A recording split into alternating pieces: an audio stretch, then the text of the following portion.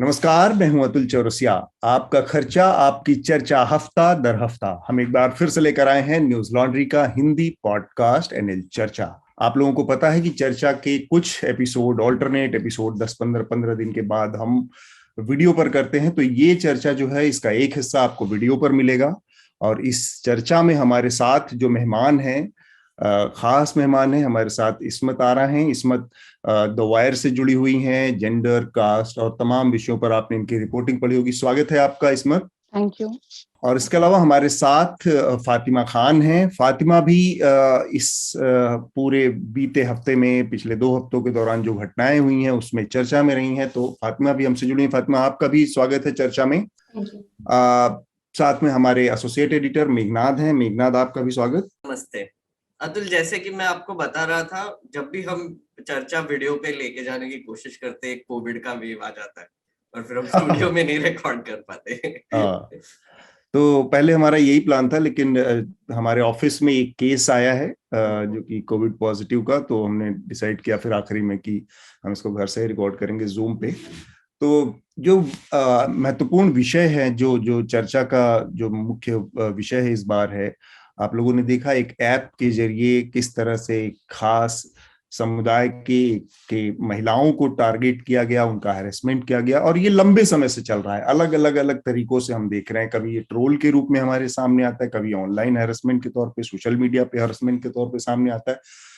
अब ये एक अलग तरीके से एक ऑर्गेनाइज अटैक के तौर पे हमारे सामने आया है। जो पहले हमने देखा, एक ऐप आया था कुछ समय पहले सुल्ली डील के नाम से, फिर उस 7-8 महीने पहले की बात है, अब उसका एक नया वर्जन हमने देखा बुल्ली बाई के नाम से हमारे सामने आया।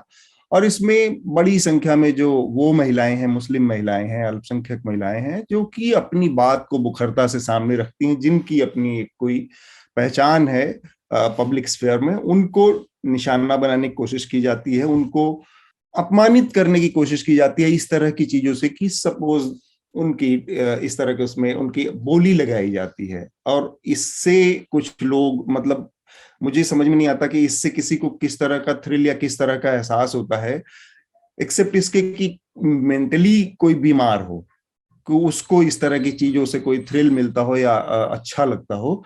तो ये चीज एक फिनोमेना के तौर पर हमारे सामने आई है। महिलाओं के लिए ऐसे भी स्थितियां पब्लिक स्फीयर में बहुत अच्छी नहीं रही हैं, डिजिटल के बढ़ाव में, सोशल मीडिया के बढ़ाव में। लेकिन इसका जो नया रूप आया है उसमें से कुछ महिलाएं, इसमें से हमारे साथ 2 महिलाएं हैं, हमारे साथ इस्मत हैं और फातिमा है, जो बुल्ली बाई ऐप जो आया है, इसमें इन लोगों का भी नाम आया, इन लोगों की भी तस्वीरें इस्तेमाल की गई, इनकी पहचान का इस्तेमाल किया गया और इनको हरास इस तरह से करने की ऑनलाइन कोशिश की गई।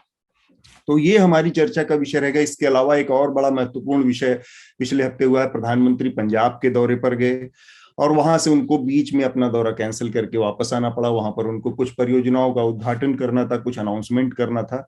एक तो मुझे ये समझ भी नहीं आता मेघनाथ कि प्रधानमंत्री, देश का, भारत का प्रधानमंत्री होता है, नरेंद्र मोदी जी ने अपने लिए शहर के मेयर की भूमिका जैसे क्यों अपना ली है कि हर चीज का उद्घाटन करने, मतलब मणिपुर में भी उसका उद्घाटन करने मोदी ही जाएंगे, बनारस में नाले का उद्घाटन करने भी मोदी ही जाएंगे, और पंजाब में जो डैम का उद्घाटन करने भी हर काम मोदी ही करेंगे, तो शहर का मेयर क्या करेगा? अतुल, बनारस में नाले का उद्घाटन नहीं करते, उसके सामने एक बोर्ड लगा देते हैं और उसपे फ्रेंच प्राइम मिनिस्टर और मोदी यहाँ पर कोई फोटो होता है। यहाँ कोई नाला नहीं है। नाला नहीं होता, वहां पे कोई नाला नहीं है। बनारस में नो नालाज। पर आप बिल्कुल सही कह रहे हैं, ये बहुत ही इंटरेस्टिंग सॉर्ट ऑफ फिनोमिनन है। बट मुझे याद नहीं है, आपको शायद याद होगा, मनमोहन सिंह भी ये करते थे, मतलब काफी एटलीस्ट बिग कोई भी एक्सप्रेस प्राइम मिनिस्टर इस तरह से इतना ज्यादा, मतलब उद्घाटन प्रेमी प्राइम मिनिस्टर पहली बार मैंने देखा है कि एक साथ जिसने पिछले 6 महीनों में कम से कम 6,000 परियोजनाओं का उद्घाटन मुझे किया। लगता है इसका ना हमने रेफरेंस आई थिंक 3 चर्चा पहले भी इस पर बात की थी कि कैसे स्टेट की रिसोर्सेस यूज करके बसेस हायर करके लोगों को लेके आते हैं। तो मुझे लगता है इसका एक रीजन ये भी हो सकता है कि अगर पॉलिटिकल रैली करनी होगी और स्टेट स्पॉन्सर्ड होना चाहिए क्राउड, तो फिर मे बी ये इनॉग्रेशन और एक रैली का कॉम्बिनेशन करके ये लोग प्रेजेंट करते हैं।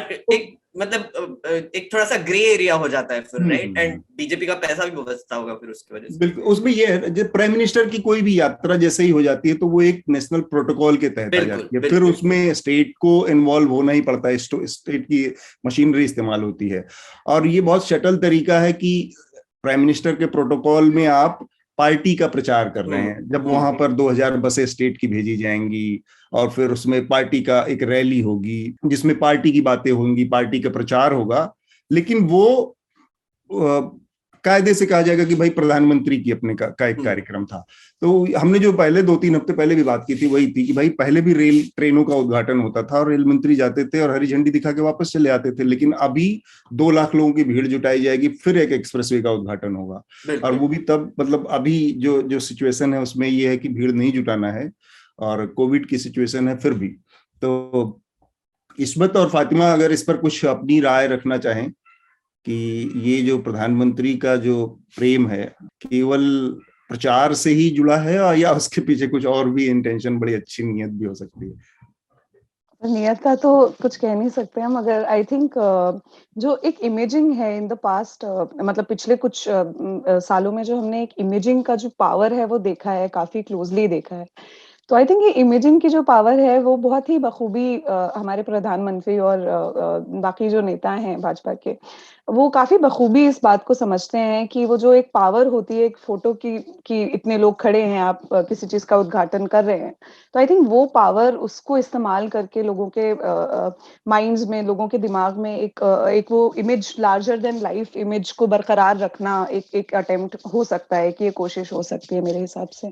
तो मुझे लगता है ये इमेजिंग जो है इतना अपने आप को अगर पूरे टाइम आप दिखाते रहो, डाइल्यूट भी कर देते हो आप किसी तरह, जैसे कि अतुल ने बोला कि एक हम पॉलिटिकल थियरी में पढ़ते थे कि यू हैव टू मैनेज अपना जो परसेप्शन इन सच अ वे कि आप एक्सेसिबल लीडर भी हो लेकिन कुछ ज्यादा एक्सेसिबल भी ना हो, मतलब कुछ थोड़ी मेहनत तो लगे कि मोदी जी हफ्ते में 2 बार दिखेंगे, 3 बार नहीं, कि रोज रोज दिख रहे हैं, तो वो एक परसेप्शन जो एक वैल्यू होती है, एक ऑरा जो क्रिएट होता है प्राइम मिनिस्टर जब सड़क पे निकलते हैं, तो वो भी डाइल्यूट होने लगता है, और जैसे कि उन्होंने बोला मेयर की वैल्यू जितना लगने लगता है, और डाइल्यूट इसी तरीके से बेसिकली रिस्पॉन्सिबिलिटी का भी हो जाता है, right? Like for example counsellor को जो इनॉग्रेट करना है, अगर वो प्राइम मिनिस्टर आके इनॉग्रेट कर रहा है, प्राइम मिनिस्टर को जो करना है वो कौन कर रहा है?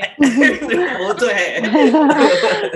तो एक मतलब हमारे फेडरल स्ट्रक्चर में जो रिस्पॉन्सिबिलिटीज दी गई है हर इलेक्टेड रिप्रेजेंटेटिव को लेवल्स की, वो भी डाइल्यूट हो जाता है। तो everything is by Modi, everything is for Modi, सब कुछ हमारे प्रधानमंत्री करते हैं, थैंक यू मोदी जी। ये जो फातिमा ने जो इशारा किया वो जो हमारी फिल्म इंडस्ट्री का स्टार सिस्टम नहीं है कि स्टार आप बने रहते हैं, क्यों? क्योंकि उसके साथ बहुत सारी ऐसी चीजें जुड़ी होती है कि आप बहुत एक्सपोज नहीं होते अपने को, बहुत कई सारे आवरण में रखते हैं, बहुत सारी, कि आसानी से आप एक्सेस नहीं होते, आसानी से लोगों से घुलते मिलते नहीं है, बातचीत नहीं करते हैं। उसके बाद कई सारे फायदे भी हैं, जैसे अगर आप बहुत सारे उसमें कवर में रहते हैं तो कभी कभार मौका आता है जब आप एक्सपोज हो जाते हैं कि आप आम खाते हैं, चूसते हैं, चूस के खाते हैं, काट के खाते हैं, तो आपका जो पूरा का पूरा ऑरा है बना हुआ एक लार्जर देन लाइफ स्टार का, कि वो सुपरमैन टाइप होगा और बहुत ही आदर्श होगा अपने उसमें, वो अचानक से एक्सपोज हो जाता है। तो उससे बचने के लिए भी स्टार सिस्टम बनाया जाता है, तो बना है वो फिल्म इंडस्ट्री का। अरे अतुल, आपने वो आम जूसने वाला मेंशन किया, मुझे कपिल मिश्रा याद आ गया। मुझे ये याद आया कि Sharma Is he the unlikely anti-national hero we needed?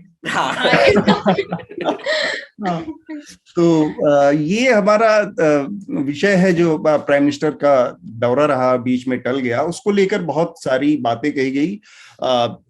कुछ जानकारियां हमारे पास हैं। हमारे पास अभी भी प्रधानमंत्री के इस दौरे के कैंसिल होने से जुड़ी कोई बहुत आधिकारिक जानकारी नहीं, बस 2 चीजें हैं जिस पर हम बातचीत करेंगे, जिसके इर्द गिर्द, और बहुत सारे सर्कमस्टेंसेस हैं, सर्कमस्टेंशियल एविडेंस है जिस पर हम बात करेंगे। मसलन होम मिनिस्ट्री ने इस पर एक बयान जारी किया और उसने जांच की बात कही है। दूसरा, पंजाब सरकार ने इस पर एक जांच कमेटी बनाई है जिसकी कल तक रिपोर्ट आनी है। ये 2 चीजें हैं ऑफिशियल, बाकी सारी चीजें कहीं सुनी जा रही हैं, कौन कह रहा है, कौन सुन रहा है, उस पर हम बात करेंगे सर्कमस्टेंशियल एविडेंसेस के बारे में, ज्यादा अटकलबाजी में ना जाते हुए। सबसे पहले मैं जो बुल्ली भाई वाला मामला है, मैं फातिमा और इस्मत इन दोनों के अनुभव जानना चाह रहा हूँ, अपनी जो इनके साथ हुआ जब इनके पास सामने जानकारी है, और इसके क्या असर होते हैं। कई तरह के असर होते हैं। एक तो साइकोलॉजिकल असर होता है इसका, एक एक एक इसका सामाजिक असर होता है जो सोसाइटी के स्तर पे आप देखते हैं, लोग आपके जहाँ रहते हैं, जिन लोगों के बीच में रहते हैं, उनके देखने समझने का नजरिया आपके प्रति क्या होता है। फिर परिवार के अंदर किस तरह से चीजें बदलती हैं, परिवार के लोगों का किस तरह का प्रेशर आता है कि भाई हर आदमी अलग अलग परिस्थितियों में अलग अलग तरह से रिएक्ट करता है कि तुमको ये सब नहीं करना है, तुमको ये नहीं करना चाहिए, तुमको वो रिस्ट्रिक्शंस बहुत सारे आते हैं। महिलाओं को लेकर समाज में हमारे कुछ ज्यादा ही इस तरह की चीजें हैं। तो मैं चाहूंगा इस्मत, ये जब सामने आया बुल्ली बाई का मामला कि आप लोगों की तस्वीरें उसमें इस्तेमाल हो रही हैं, लोग बोलियां लगा रहे हैं, लोग उससे फन पा रहे हैं, कैसा महसूस हुआ बतौर महिला?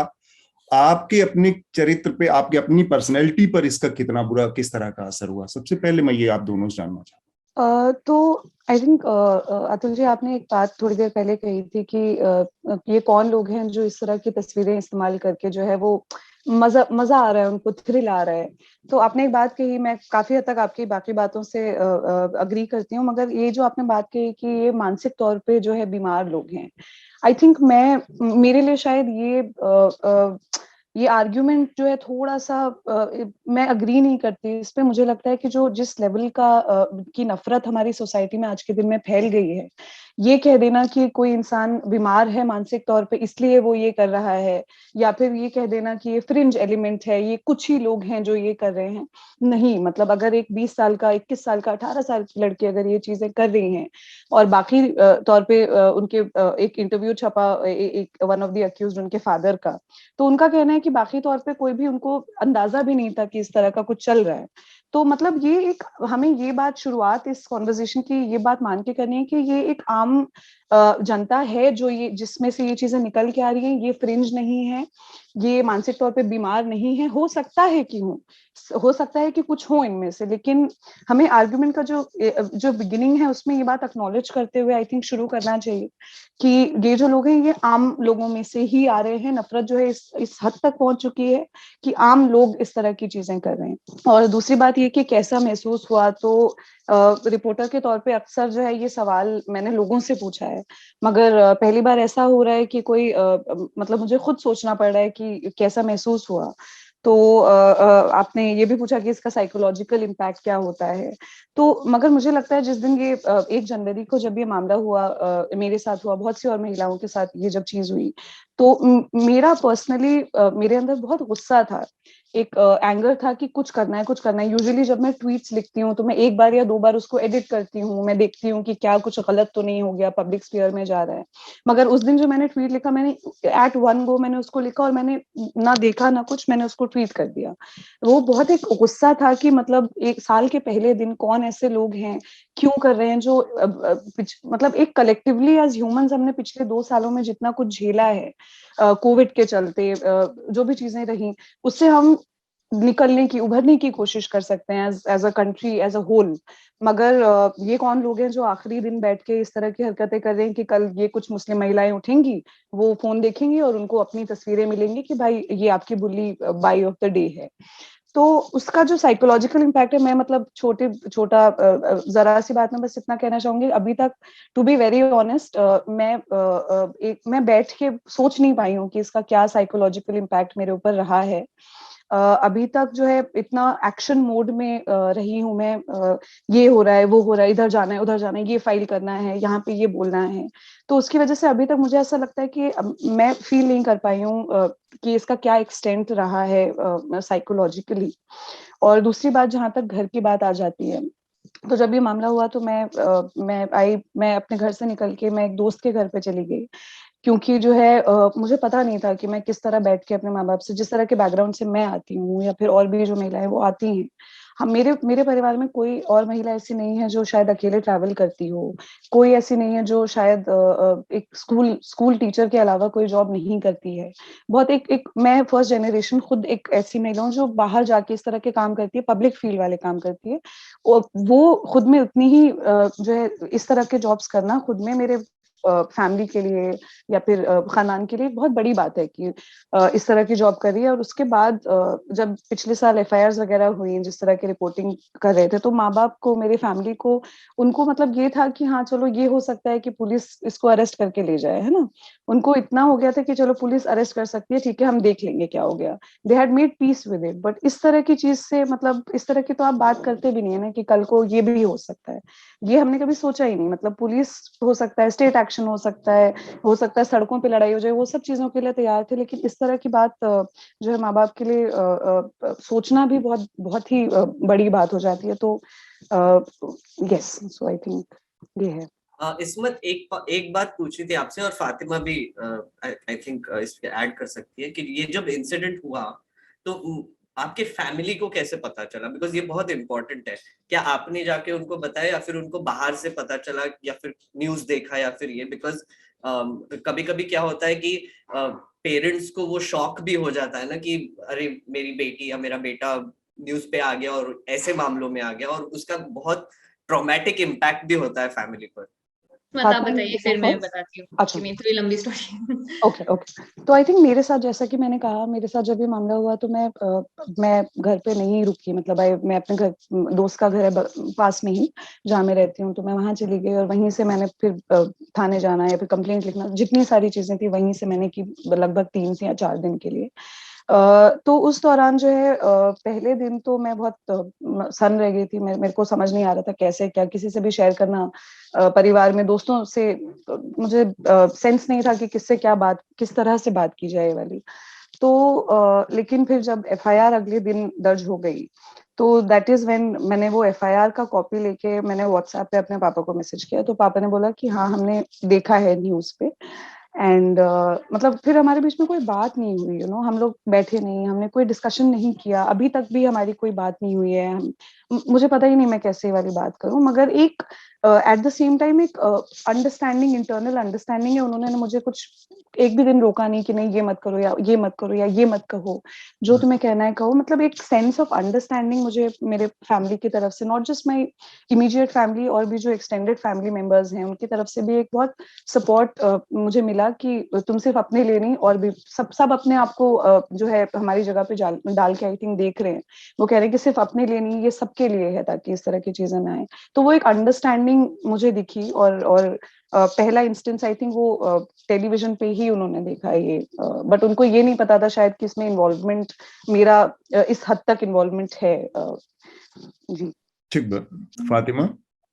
एक्चुअली ये मेरे साथ दूसरी बार हो रहा है। मैं सुली डील्स में भी मेरा नाम आया था, और उस वक्त मुझे याद है दैट वो पर्टिकुलर जो टाइम था वो बहुत ज्यादा मेरे लिए ट्रॉमेटिक था, क्योंकि actually I was on my way to an assignment. मैं एक रिपोर्टिंग के लिए जा रही थी पंजाब, और मैंने देखा, और जब अब तुम असाइनमेंट के लिए जा रहे हो तो तुम्हारा माइंड एकदम उधर फोकस्ड होता है, तुम उस पर पढ़ रहे हो, तुम्हें 28 टैब्स खुले हैं, एंड देन तुम ये सडनली देखते हो। और मुझे कुछ समझ ही नहीं आया, मतलब एक जो डिस्गस्ट में फील कर रही थी उसका एक फिजिकल मैनिफेस्टेशन ले लिया। और मुझे याद है मैंने गाड़ी रुकवाई and I started puking violently.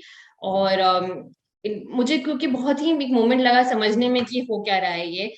And उस वक्त तो मुझे लगता है जो उस 6 महीने हो गए उस चीज को, जुलाई में हुआ था ये, और मुझे याद है कि उसकी बहुत महीने लग गए मुझे टू शेक इट ऑफ, क्योंकि जो असल ट्रॉमा था वो सिर्फ वो लिस्ट नहीं थी। उसके बाद जो लोगों के रिएक्शंस थे वो भी थे, क्योंकि इस बार मैंने देखा कि फिर भी लोगों ने थोड़ा ऑर्गेनिकली एक आउटरीच जो मैंने विटनेस किया, क्योंकि बहुत ज्यादा और औरतें थी और बहुत ज्यादा एक कलेक्टेड वॉइस में बोल रही थी। उस वक्त रिलेटिवली कम नंबर ऑफ औरतें थी जो उस लिस्ट में थी।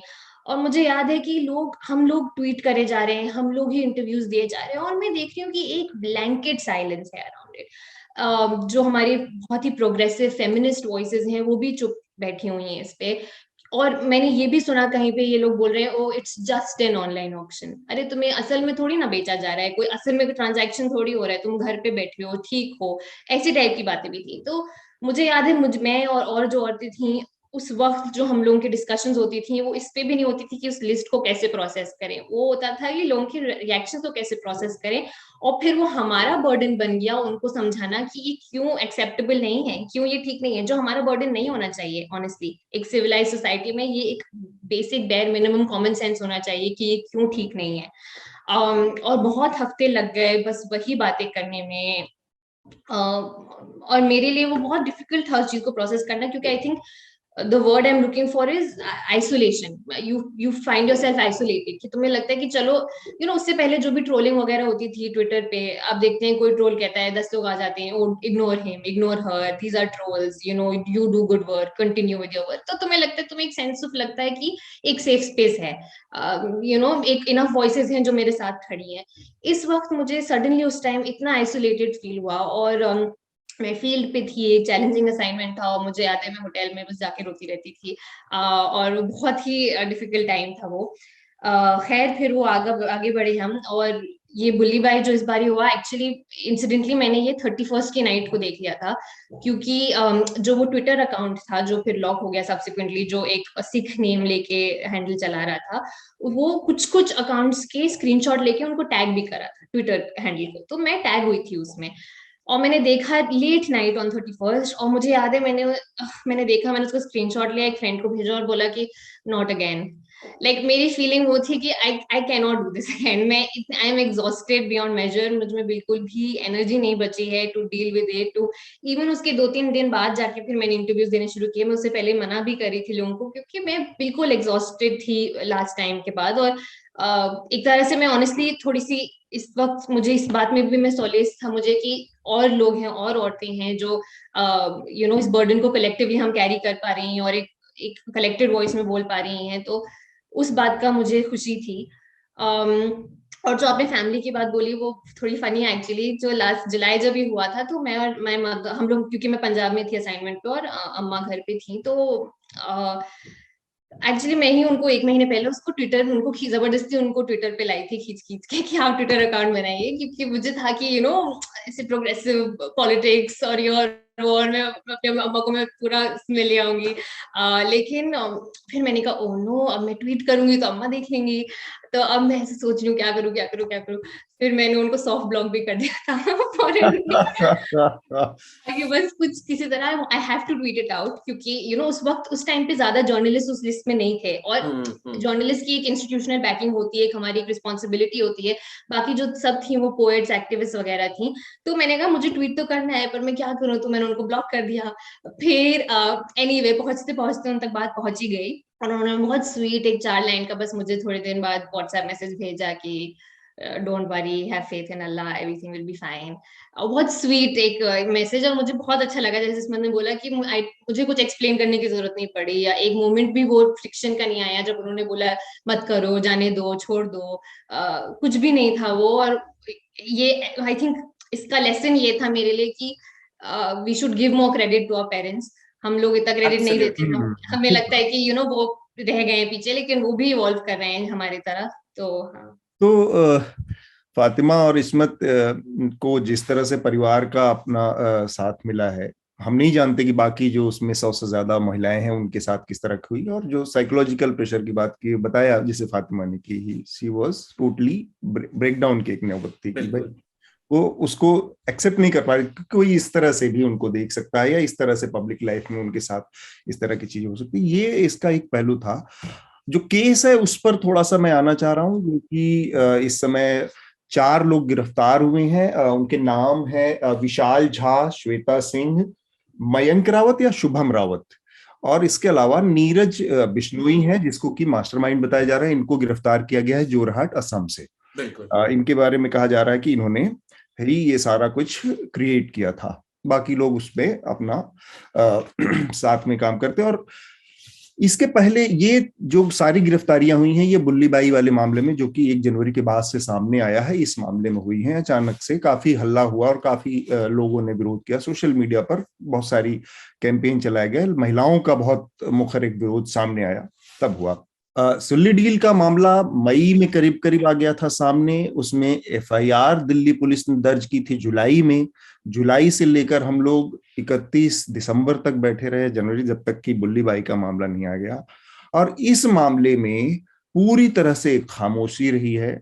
किसी तरह की कोई कार्रवाई दिल्ली पुलिस की तरफ से नहीं देखने को मिली है। बॉम्बे पुलिस ने अगर इस मामले में शिकायत आने के बाद, एफआईआर दर्ज करने के बाद 4-5 दिन के अंदर कार्रवाई की, और दिल्ली पुलिस 6 महीने से अगर इस तरह के मामले पर बैठी थी, तो एक बहुत स्वाभाविक सा सवाल खड़ा होता है कि आज के जमाने में कोई चीज जो इंटरनेट पर हो रही है, डिजिटल यूनिवर्स में हो रही है, जहां पर आदमी बहुत सारे फुटप्रिंट छोड़ता चलता है, कोई भी ऐसा काम करने वाला आदमी ऐसा नहीं हो सकता कि पूरी तरह से फुल प्रूफ कोई चैनल बनाए, अनलेस कि वो कंट्री से बाहर बैठा हो, है ना।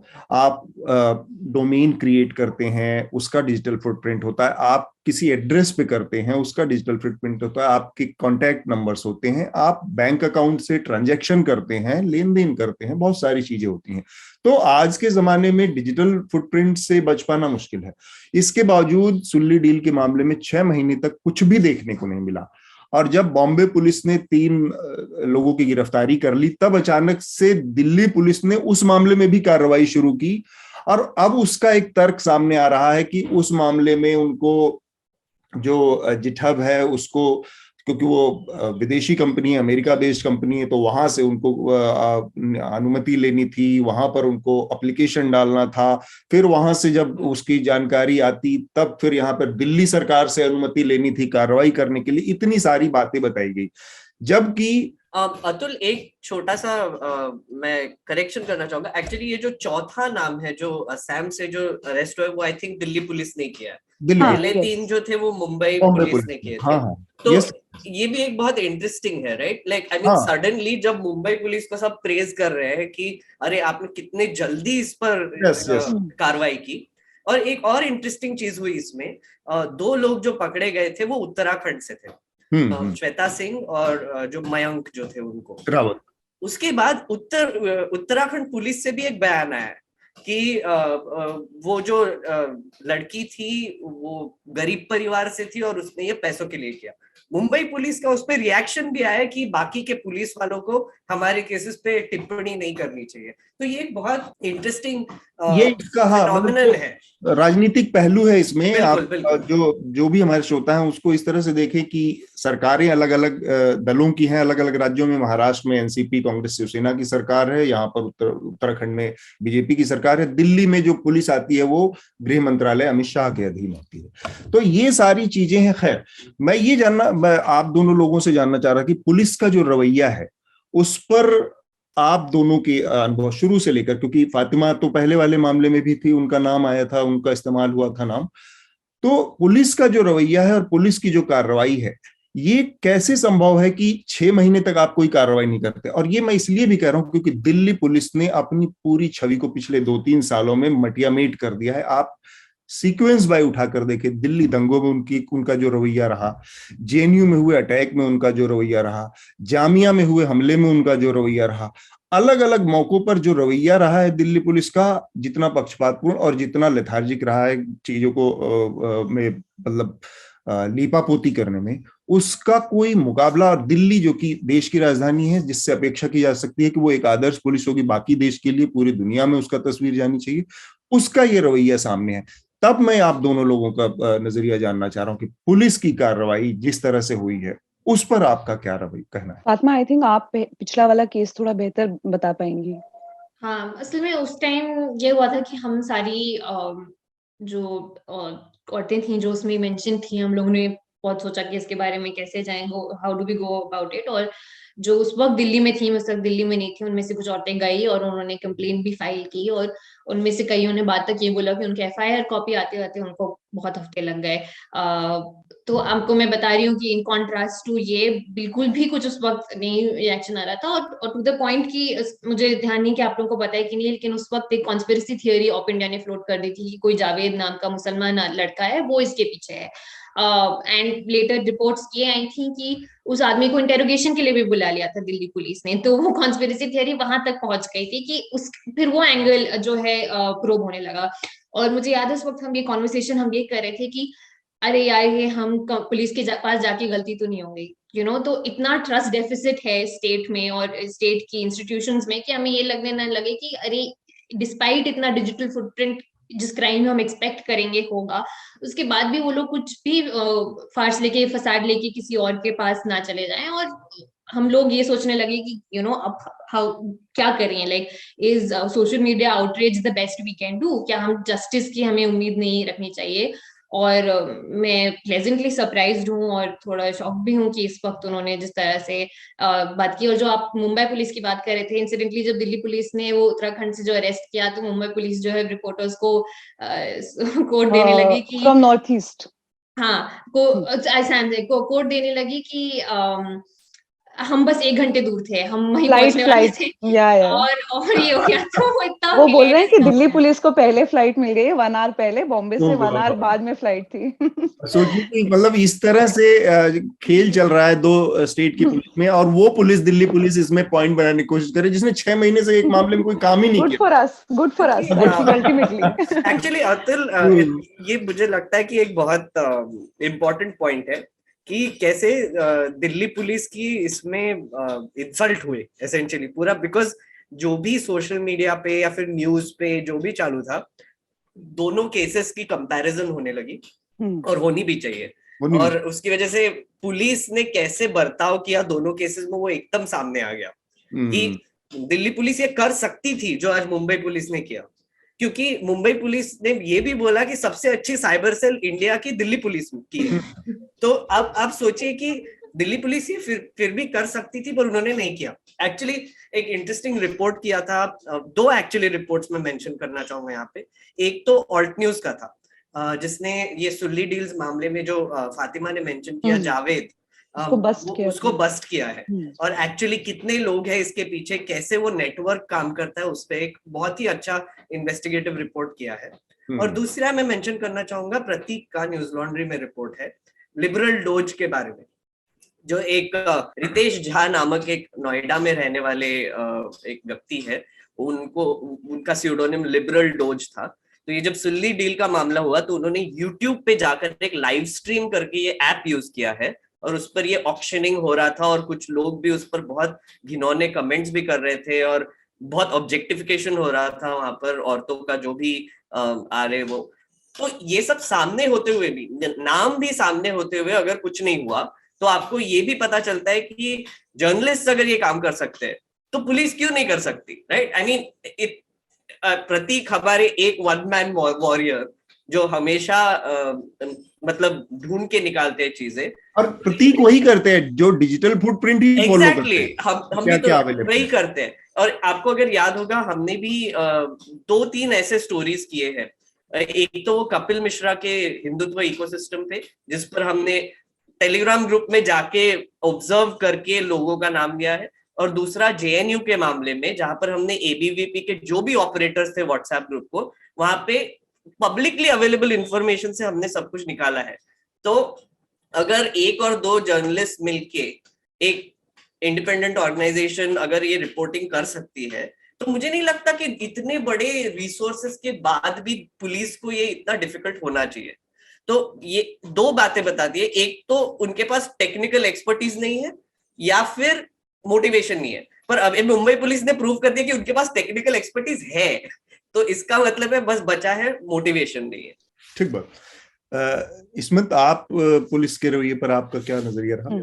तो आई थिंक जैसा कि फातिमा ने एक वर्ड यूज किया, ट्रस्ट डेफिसिट काफी हद तक एक दिल्ली पुलिस के टुवर्ड्स हो गया था पिछले कुछ सालों में, जिस तरह का रवैया रहा।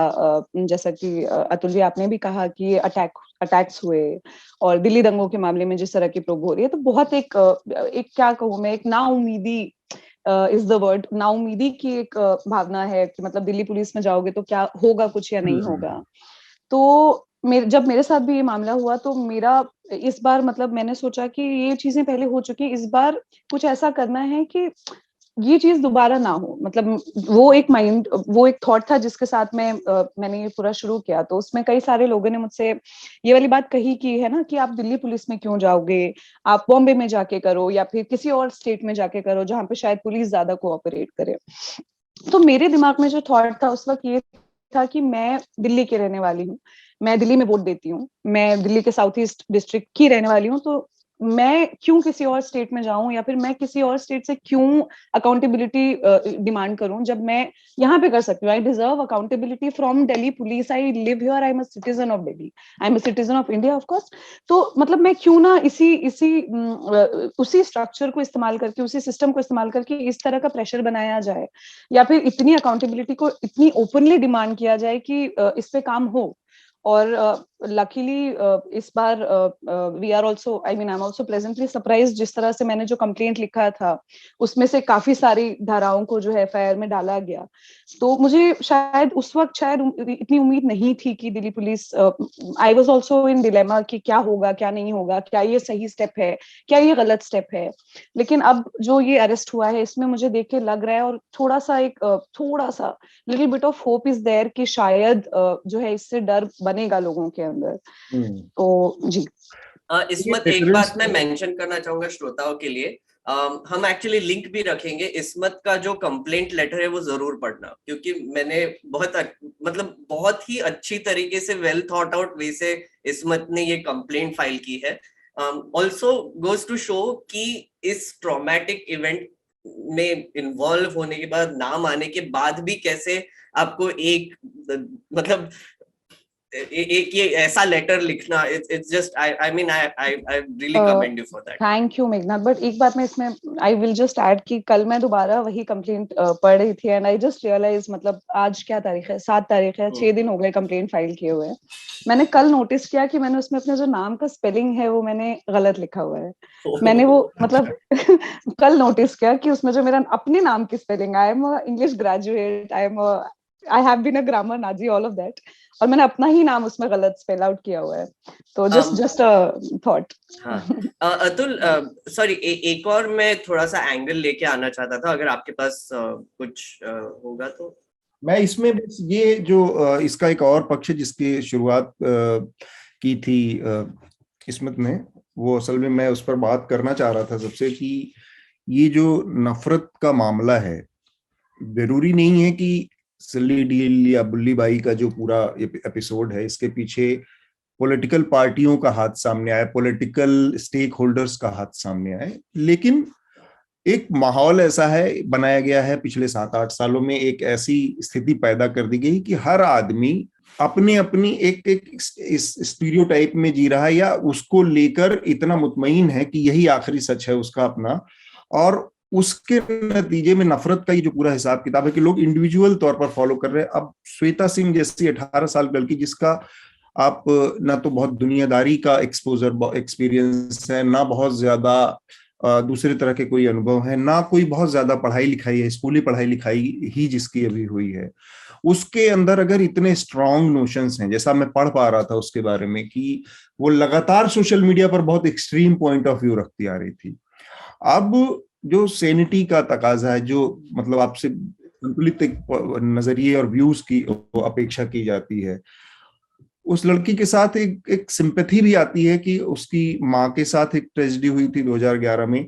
सेकेंड वेव में उसके फादर नहीं रहे, और सेकेंड वेव में उसके फादर नहीं रहे, पर उसके अंदर ये सेंस डेवलप नहीं हो पाया है कि अगर इस तरह की त्रासदी में, जिसमें सामूहिक रूप से इतने सारे लोगों की डेथ हुई है, उसमें स्टेट फेल हुआ है, स्टेट के रिस्पॉन्सिबल लोग फेल हुए हैं, हमको उनसे जवाब मांगना चाहिए. हमारा गुस्सा उनसे होना चाहिए कि क्यों ऑक्सीजन के नहीं होने की वजह से मेरे फादर. लेकिन वो सेंस उसके अंदर हमारी किसी चीज से डेवलप नहीं हुआ, और वो एक धारणा के साथ कोई काम कर रही थी कि एक समुदाय है, वो मुसलमान है, वो क्रिश्चियन है, वो दलित है, कोई भी है, वो उसका दुश्मन है, और वो उसके खिलाफ ही सारा गुस्सा उगल रही है, इतनी एक्सट्रीम कंडीशन में रहने के बावजूद कि जब उसके माँ बाप नहीं है उसके साथ, और वो खुद स्टेट के 2,000-3,000 रुपए के उस पे उसका परिवार का गुजारा हो रहा है. तो ये जो है नफरत का जो माहौल है, सबके अंदर अपनी अपनी अपनी जो एक छोटे छोटे टापू के रूप में आकार ले चुका है, जब पांव जमा चुका है, उस पर बात मतलब मेरे ख्याल से होनी चाहिए कि खासकर यूथ के अंदर ये जो इतना ज्यादा हेट है, इतनी ज्यादा जो घृणा है, इतना परमानेंट रूप से घर कर चुकी है कि वो अपने रोजी रोटी या फ्यूचर, मतलब अगर कोई 18 साल की उम्र में हेट और इस तरह की चीजों को, हरेसमेंट को और सेक्सुअल जो कुंठा है उसको अपने करियर का, अपनी अर्निंग का जरिया बनाना चाह रहा है, तो ये कितनी खतरनाक स्थिति पूरे देश के लिए है। इस पर मैं चाहूंगा मेघनाथ आप अपनी बात रखें, और फातिमा और इस्मत से भी इसके बाद हम जी।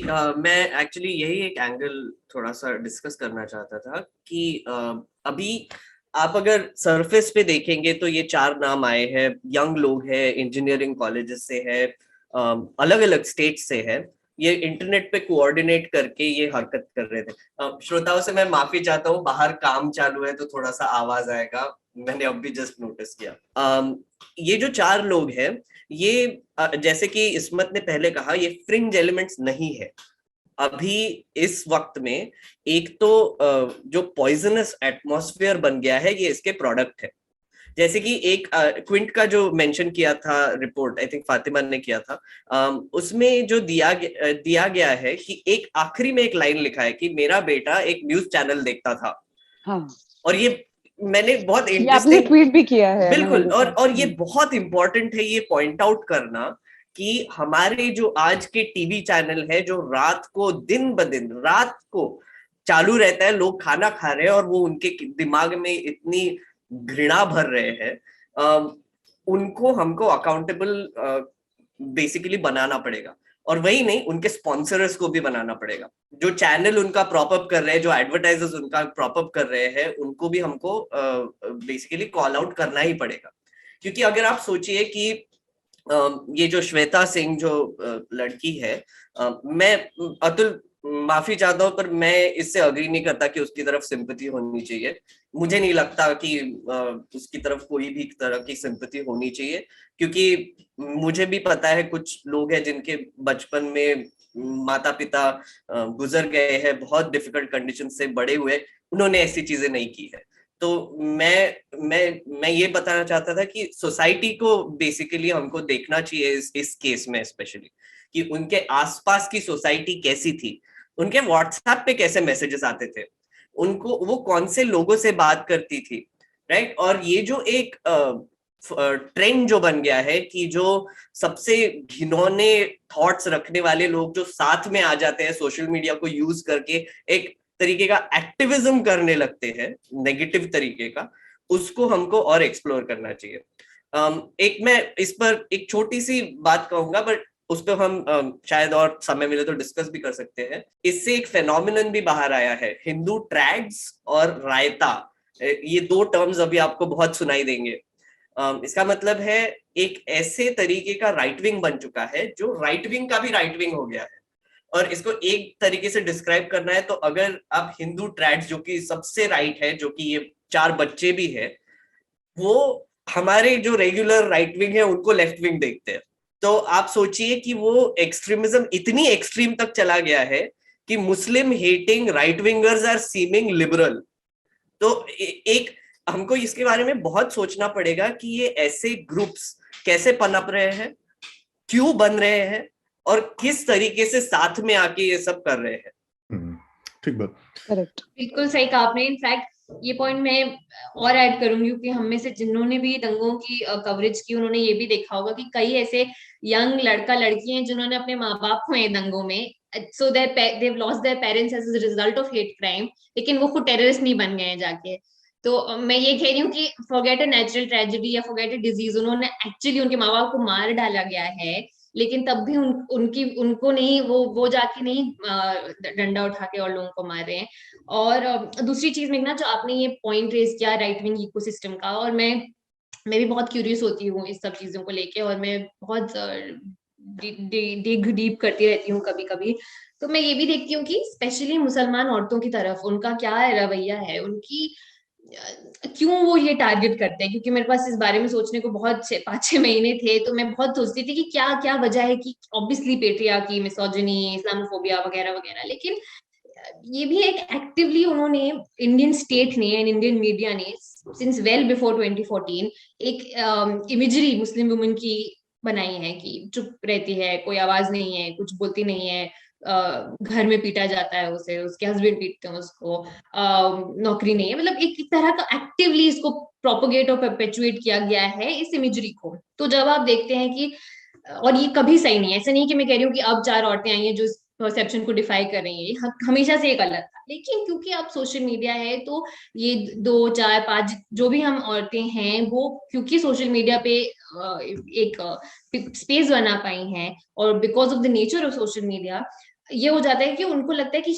ओ नो, हमने जो इतने बरसों लगाया है ये एक एक्टिव इमेज बनाने में वो डिफाई हो रहा है, सडनली वो चैलेंज हो रहा है और हम वो नहीं होने दे सकते हैं। तो एक सेंस ऑफ उनमें लगता है कि घबराहट आने लगती है कि यार ये जो एक्चुअल लिविंग ह्यूमन बीइंग्स हैं ये हमारी पूरी उस कॉन्स्पिरेसी को डिफाई कर रही हैं, तो हमें इसको चैलेंज करना है। और मुझे, क्योंकि आपने अतुल फैमिली का बोला, मैं क्विकली ऐड करूंगी, आपने बिल्कुल सही पॉइंट रेज किया, क्योंकि मेरी और इसमत की फैमिली ने सपोर्टिव रही है, ये जरूरी नहीं है कि सबकी रही हो। एंड इनफैक्ट फर्स्ट को मुझे याद है कि मेरे पास एक कॉल आई एक यंग मुसलमान लड़की की, मैं उनको नहीं जानती थी, उन्होंने मेरा नंबर कहीं से लिया और वो उस लिस्ट में थी, और वो इतनी घबराई हुई थी, और उनका घबराई हुई थी, और उनका फर्स्ट ये नहीं था कि लिस्ट है ये है वो है, उनको था कि ओ नो मेरी फैमिली को पता चल गया तो। और मुझे बहुत बुरा लगा, और मैंने उनको डेफिनेटली ट्राई किया to the best of my capabilities to comfort her, लेकिन मुझे उस वक्त इतना बुरा महसूस हुआ। और मुझे यही आप इस मीडियम के थ्रू मैं बताना चाहूंगी, कोई भी अगर ये सुन रहा है, कोई भी फैमिलीज, तो ये जरूरी है कि हम जो पॉलिटिक्स डिस्कस करते हैं सोशल मीडिया पे, हम जाएं अपने घरों पे वापस इसको लेके जाएं, और हमारी बहनें या जो भी हमारे घर में जो औरतें हैं उनको कंफर्टेबल इनफ फील हो कि वो ये आके Right. वापस बात कर सकें। बिल्कुल ठीक बात। इसमें जी, तो आई थिंक जो फातिमा ने बात बोली उससे just a thought coming to my mind कि और मुस्लिम औरतों की क्या परसेप्शन थी। परसेप्शन ये थी कि ये तो बेचारी हैं, दे आर विक्टिम्स, और शांत बैठी रहती हैं, बुर्का लगा के ही बैठती हैं, ऑल ऑफ दैट। तो वो पिछले कुछ सालों में ना, जैसे कि ऑफ कोर्स ये हमेशा रहा है जैसा कि फातिमा ने कहा, लेकिन पिछले कुछ सालों में ये बहुत उजागर हो गया है। एंटी सीए प्रोटेस्ट से लेके अभी तक जिस तरह की हम लोग जिस तरह के काम कर रहे हैं, और भी जो महिलाएं इसमें हैं जिस तरह की बातें कह रही हैं या जिस तरह के इश्यूज को हाईलाइट कर रही हैं, because of the rising communalism और हेट क्राइम्स जिस तरह का रिलीजन बेसिस पे हो रहा है कंट्री में, तो वो जो एक आइडिया था वो बहुत हेल्पफुल था राइट विंग के लिए, ये कहना कि यार ये तो चलो ठीक है, ये तो हमारे लिए थ्रेट हो ही नहीं सकती। मगर increasingly over the past 2-3 years जो औरतों ने जिस तरह का एंटी सीए से लेकर और भी जिस तरह के Exactly. काम किए हैं, वो एक थ्रेट के तौर पे उनको उनको जो राइट विंग सिस्टम है उनको लगा, अच्छा ये तो मुसलमान औरत है, हम तो सोचते थे ये तो शांत बैठी रहेगी, ये तो बात भी नहीं कर सकती, she doesn't have a voice of her own, मगर अब तो ये हमें चैलेंज कर रही है, ये हमें थ्रेट कर रही है, थ्रेटन कर रही है, तो उनके लिए वो भी एक जो शिफ्ट है वो एक्सेप्ट करना बहुत डिफिकल्ट हो गया। और उस चीज का एक तरह से जवाब देने के लिए ही जो इस तरह की हरकतें की जा रही है ताकि ये औरतें चुप हो जाएं। और फातिमा को जैसा एक फोन कॉल आया है, वैसे ही मेरे पास भी कुछ मैसेजेस आए, और उसमें जो है लड़की, मैं भी नहीं जानती थी, मुझे नहीं पता था कि वो एक लड़की भी है उस लिस्ट में।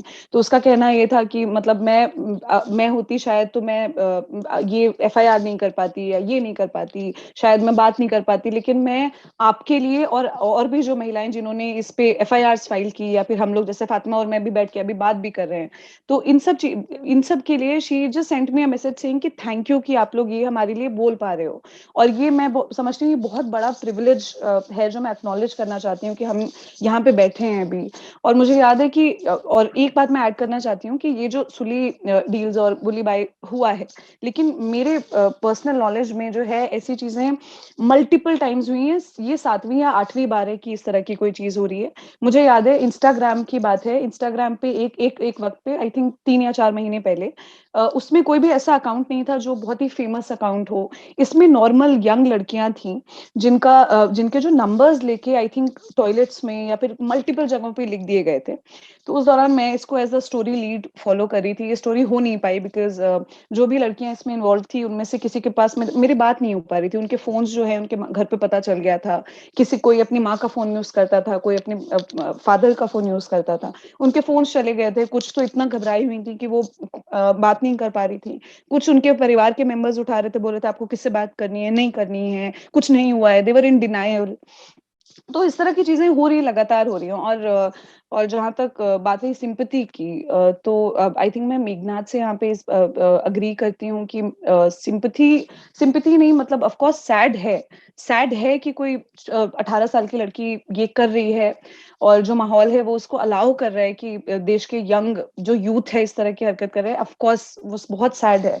लेकिन एट द सेम टाइम यहाँ पे मैं और फातिमा बैठे हैं, फॉर एग्जांपल हम दोनों ही रिपोर्टर्स हैं, हम अगर फील्ड पे जाते हैं, अगर 0.01% भी चांस है कि ये फोटोज जो हमारी हैं वो सर्कुलेट हो जाती हैं, कल को कोई हमें आके जो है फिजिकल असॉल्ट कर देता है, even if there is a 0.01% chance, तो मेरे लिए वो रिस्की है, वो फातिमा के लिए रिस्की है, और भी महिलाएं जो पब्लिक स्फीयर में हैं वो रिस्की हैं। It can any time turn into a physical assault.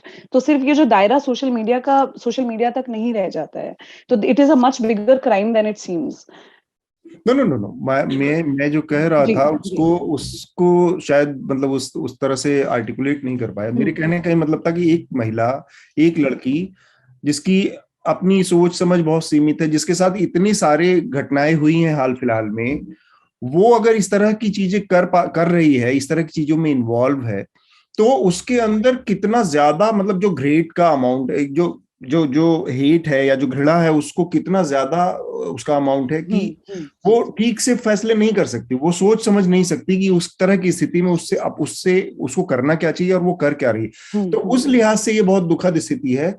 इसका ये कतई मतलब नहीं है कि उसका जो क्राइम है उसके लिए उसकी जवाबदेही ना फिक्स हो, या कोई भी जो इसमें शामिल है वो अकॉर्डिंग टू द लॉ, जो भी इस देश का कानून है, नियम है, उसके तहत उसकी जवाबदेही और उसको उसके सामने पेशी होनी चाहिए।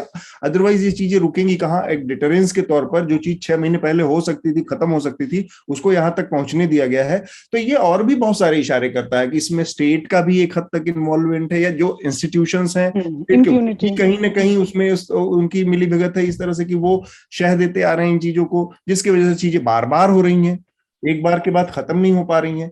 तो ये मेरा ये कहना था। अतुल, एक छोटा सा इंटरजेक्शन करना चाहूंगा यहाँ पे, कि जो हम ये जो हिंदू ट्रेडिशनल्स की बात करें, ये जो ग्रुप ऑफ यंग पीपल है, वो जस्ट मुस्लिम हेटर्स नहीं है, वो कास्टिस्ट भी लोग हैं।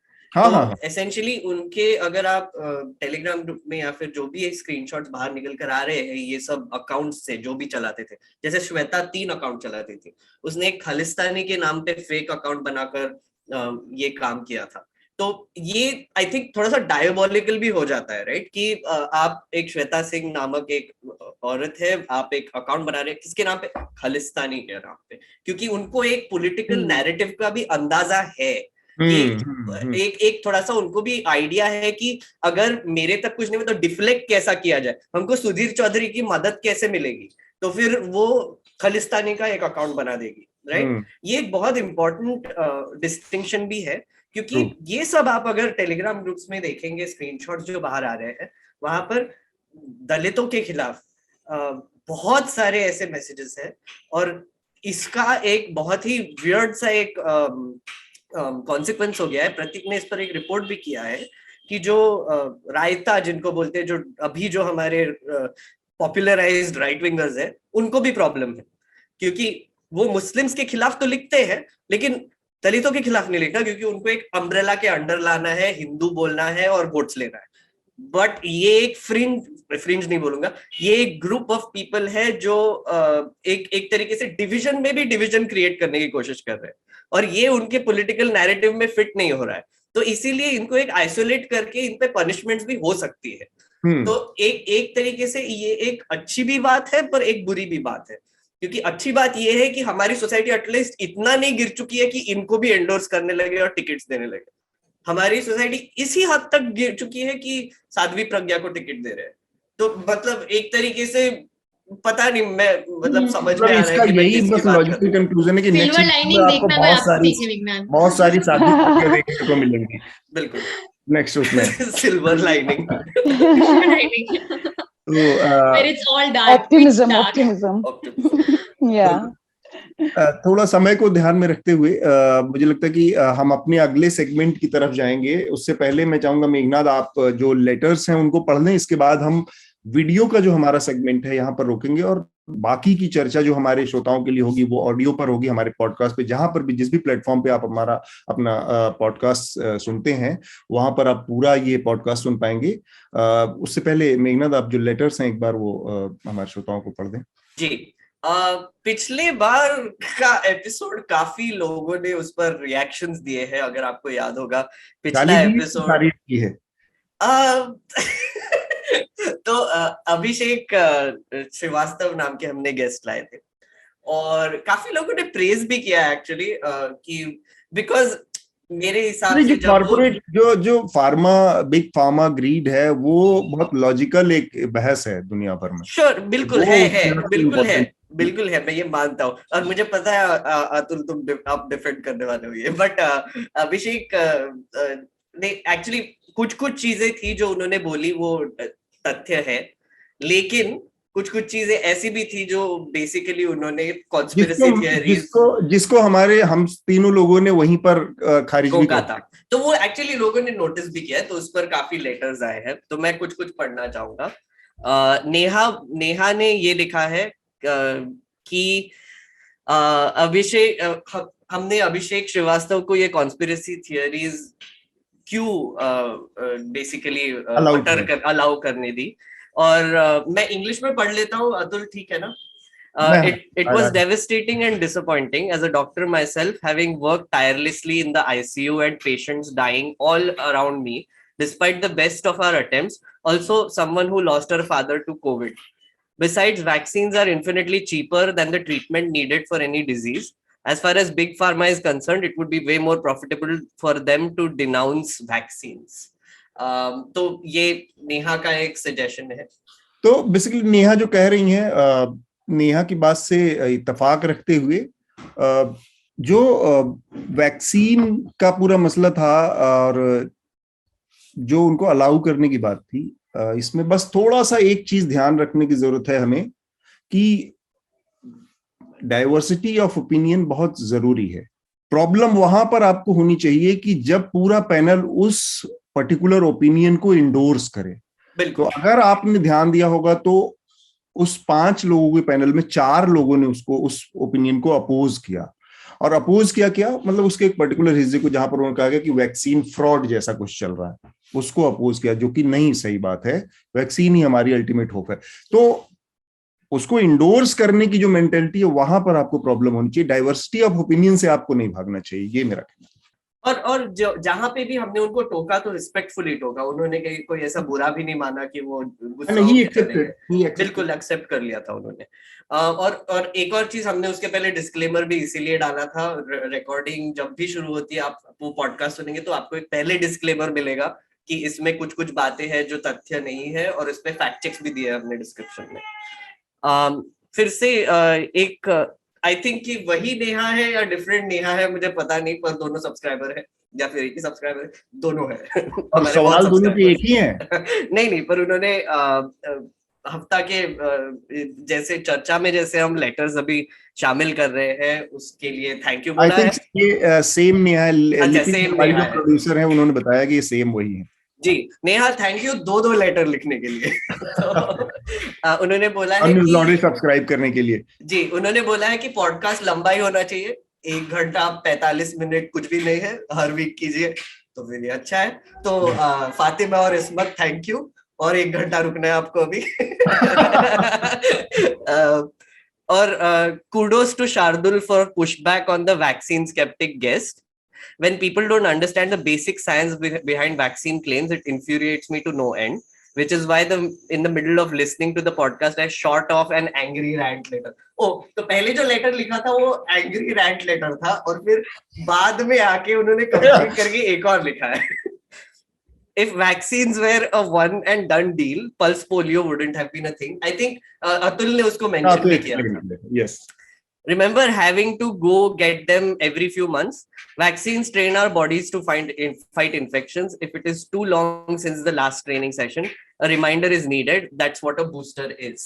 I think ये भी point हमने mention किया था कि booster और vaccine, और जो shot और vaccine के बीच में जो distinction है, जो doctors हैं हमारे साथ, उन्होंने इस पर बात की थी। अगला लेटर है अनिमेश से। अनिमेश कहते हैं latest Charcha episode was surreal. The WhatsApp anti-type discussion about vaccinations and COVID seemed like someone's made a spoof of Charcha. Okay. It was evident how difficult it was to discuss with a person hell-bent on spewing unverified information. On a lighter note, बाकी तो ठीक है. WhatsApp uncle type ना कह के WhatsApp aunty कहना, मतलब मुझे कुछ समझ में नहीं आया. व्हाट्सएप अंकल ज्यादा पॉपुलर, अंकल ही को हम लोगों ने अब तक फॉलो किया है. करेक्ट टर्म है आई थिंक. रवीश कुमार के शब्दों के uncle, NRI uncle. On a lighter note, the attempt to bring back the conversation to some senses by Atul, Meghnad, and third panelist was hilarious. Kudos to the team to add the fact check links to the podcast. That is not something regular news outlets are able to do. Subscribe कीजिए, independent media को subscribe कीजिए, क्योंकि independent media ही आपको fact check के links देती है description में. तो अर्पित का अगला लेटर है, आखिरी लेटर है. Hi, I have a comment regarding vaccine argument discussion from last NL Charcha. Abhishek gave argument why polio vaccine booster or vaccine variants are not required.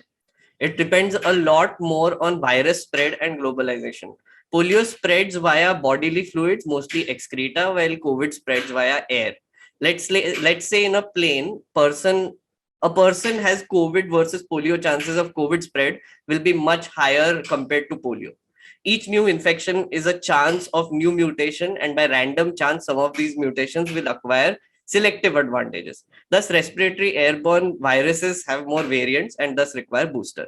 तो इन्होंने basically हिंदी में इन्होंने enlightenment कर दिया है. इसमें हमारे कहने के लिए कुछ नहीं है. हम हमारा कैसे वैक्सीन काम करता है, तो इसके लिए बहुत बहुत धन्यवाद निमेश.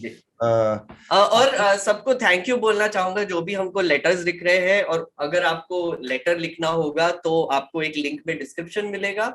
podcast@newslaundry.com पे जाकर भी आप हमको ईमेल कर सकते हैं, या फिर एक आपको लिंक मिलेगा जहां पर गूगल फॉर्म है. वहां पर हर पॉडकास्ट के लिए आप एक स्पेसिफिक लेटर दे सकते हैं. हफ्ता, चर्चा, awful and awesome, let's talk about, सब ऑप्शंस है. तो चर्चा सिलेक्ट करके वहां पर आप आपका लेटर भेज सकते हैं. और नेहा की तरह बिल्कुल आधा खत्म होने के बाद एक लेटर भेजिए और बाद में दूसरा लेटर. बाद में गुस्सा कम होने के बाद कोई प्रॉब्लम नहीं है. अभी ये 1 घंटा 45 मिनट का पॉडकास्ट है, सब पढ़ लेंगे. चलिए, वीडियो आई थिंक यहीं पे खत्म करना है. तो आगे की जो हमारा पॉडकास्ट है आप अपने पॉडकास्ट पे सुनिए ऑडियो के फॉर्म में. शुक्रिया यूट्यूब की ऑडियंस. अब आप जाके हमारे ऑडियो का पॉडकास्ट सुन सकते हैं. और फातिमा और इस्मत हमारे साथ अभी भी रहेंगी और आगे भी चर्चा करेंगे.